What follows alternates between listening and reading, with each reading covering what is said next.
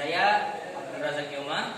Dan saya adalah dan saya Afina Sela. Dan saya Ainul Rida. Materi pertama akan disampaikan oleh saya sendiri yang berjudul Pengertian Psikologi Perkembangan Peserta Didik.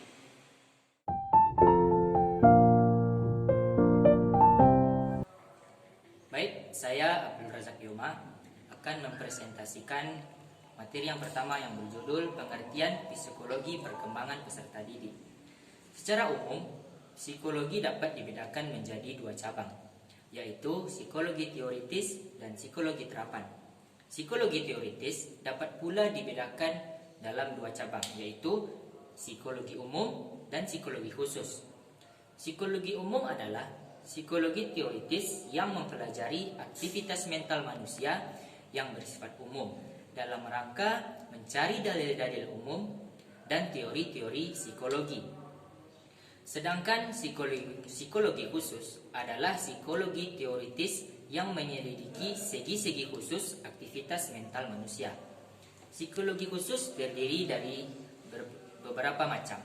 Yang pertama, psikologi perkembangan, yaitu mengkaji tentang perkembangan tingkah laku dan aktivitas mental manusia sepanjang rentang kehidupannya, mulai dari masa konsepsi hingga sampai meninggal dunia.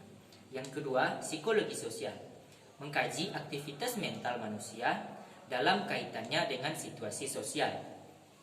Yang ketiga, psikologi kepribadian, yaitu mengkaji tentang struktur kepribadian manusia sebagai satu kesatuan utuh. Yang keempat, psikologi abnormal, yaitu mengkaji tentang aktivitas mental individu yang tergolong abnormal. Yang terakhir, yaitu psikologi diferensial, yaitu yang menguraikan tentang perbedaan antar individu. Dari penjelasan saya di atas, dapat dipahami bahwa psikologi perkembangan peserta didik adalah bidang-bidang kajian psikologi perkembangan peserta didik dalam bidang kajian psikologi perkembangan yang secara khusus mempelajari aspek-aspek perkembangan individu yang berada pada tahap usia sekolah dasar dan sekolah menengah.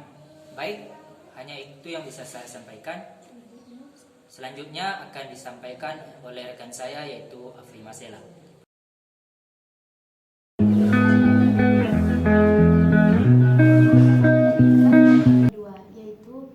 Psikologi perkembangan peserta didik. Tujuan psikologi perkembangan peserta didik yang pertama, memberikan, mengukur, dan menerangkan perubahan dalam tingkah laku serta kemampuan yang sedang berkembang sesuai dengan tingkat usia dan yang mempunyai ciri-ciri universal dalam artian yang berlaku bagi anak-anak di mana saja dan dalam lingkungan sosial budaya mana saja. Yang kedua, mempelajari karakteristik umum perkembangan peserta didik baik secara fisik, kognitif maupun psikososial. Yang ketiga, mempelajari perbedaan-perbedaannya yang bersifat pribadi pada tahapan atau masa perkembangan tertentu. Yang keempat, mempelajari tingkah laku anak pada lingkungan tertentu yang menimbulkan reaksi yang berbeda.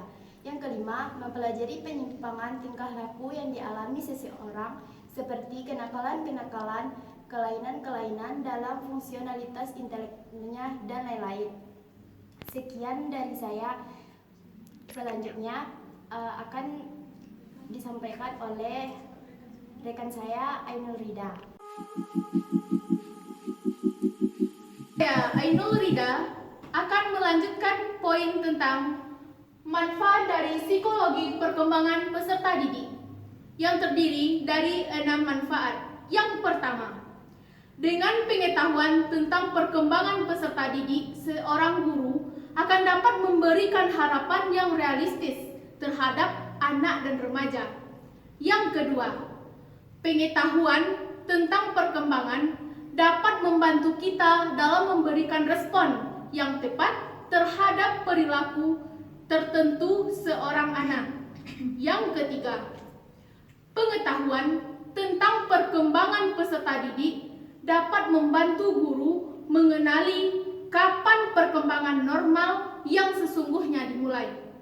Yang ketiga, dengan mengetahui pola normal perkembangan, memungkinkan para guru untuk mempersiapkan anak menghadapi perubahan yang akan terjadi pada tubuh, perhatian, dan perilakunya. Yang keempat, pengetahuan tentang perkembangan memungkinkan para guru memberikan bimbingan belajar yang tepat kepada anak. Yang keenam, studi perkembangan dapat membantu kita memahami diri sendiri. Selanjutnya, penyampaian poin tentang ruang lingkup oleh rekan saya adalah Rahma Fitri.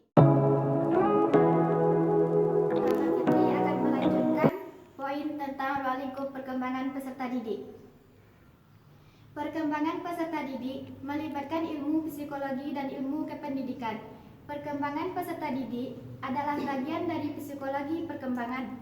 Psikologi perkembangan adalah cabang ilmu psikologi yang mempelajari perubahan struktur dan proses psikologi atau kejiwaan seseorang selama siklus hidupnya.